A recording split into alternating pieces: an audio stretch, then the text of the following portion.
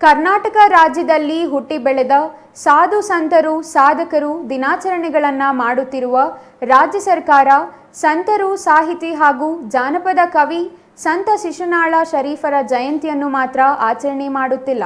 ಅವರಿಗೂ ರಾಜ್ಯ ಸರ್ಕಾರ ಗೌರವಿಸಬೇಕೆಂದು ಒತ್ತಾಯಿಸಿ doctor APJ Abdul Kalam foundation ಪದಾಧಿಕಾರಿಗಳು ಉಸ್ತುವಾರಿ ಸಚಿವ ಡಾಕ್ಟರ್ ಎಂಸಿ ಸುಧಾಕರ್ಗೆ ಮನವಿ ಸಲ್ಲಿಸಿದರು.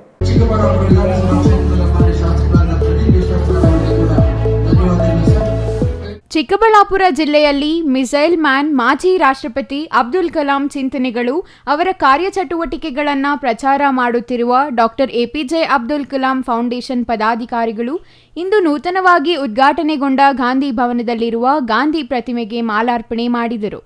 ಜಿಲ್ಲಾಡಳಿತ ಹಮ್ಮಿಕೊಂಡಿದ್ದ ಮಹಾತ್ಮ ಗಾಂಧೀಜಿ ಭವನ ಉದ್ಘಾಟನಾ ಕಾರ್ಯಕ್ರಮದಲ್ಲಿ ಪಾಲ್ಗೊಂಡಿದ್ದ ಜಿಲ್ಲಾ ಉಸ್ತುವಾರಿ ಸಚಿವ ಡಾಕ್ಟರ್ ಎಂಸಿ ಸುಧಾಕರ್ ಮತ್ತು ಶಾಸಕ ಪ್ರದೀಪ್ ಈಶ್ವರ್ಗೆ ಮನವಿ ಸಲ್ಲಿಸಿ ರಾಜ್ಯದಲ್ಲಿ ಹುಟ್ಟಿ ಬೆಳೆದ ಅನೇಕ ಸಾಧು ಸಂತರ ಜಯಂತಿಗಳನ್ನು ಸರ್ಕಾರದಿಂದ ಆಚರಿಸಲಾಗುತ್ತಿದೆ.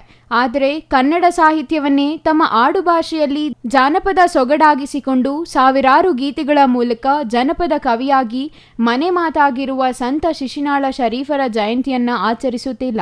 ಹಾಗಾಗಿ ಮುಂದಿನ ದಿನಗಳಲ್ಲಿ ಅವರ ಜಯಂತಿಯನ್ನು ಸರ್ಕಾರವೇ ಆಚರಿಸುವಂತಾಗಬೇಕೆಂದು ಒತ್ತಾಯಿಸಿ ಮನವಿ ಸಲ್ಲಿಸಿದರು ಮತ್ತು ಮನವಿಯನ್ನ ಜಿಲ್ಲಾಧಿಕಾರಿಗಳ ಮೂಲಕ ಸಿಎಂ ಸಿದ್ದರಾಮಯ್ಯರವರಿಗೂ ಮನವಿಯಲ್ಲಿ ಸಲ್ಲಿಸಿದರು. ಅದೇನಂದ್ರೆ ಈ ದೇಶ ಕಂಡಂತಹ ಮಹಾನ್ ಸಂತ ಶಿಶುನಾಳ ಶರೀಫರ ಜಯಂತಿಯನ್ನು ಸರ್ಕಾರದಿಂದ ಆಚರಣೆ ಮಾಡಬೇಕು ಅಂತ.